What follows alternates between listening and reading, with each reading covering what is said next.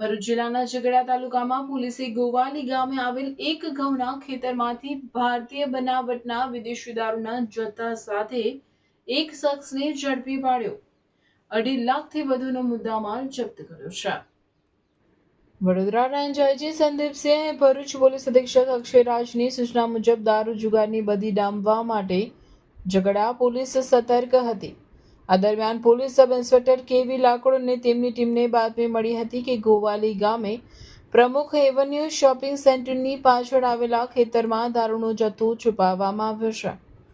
બાતમીના આધારે પોલીસે જયંતિ વસાવા નામના વ્યક્તિના ઘઉંના ખેતરમાં દરોડો પાડતા ત્યાંથી વેચાણના ઈરાદે રાખવામાં આવેલો વિદેશી દારૂ મળી આવ્યો હતો.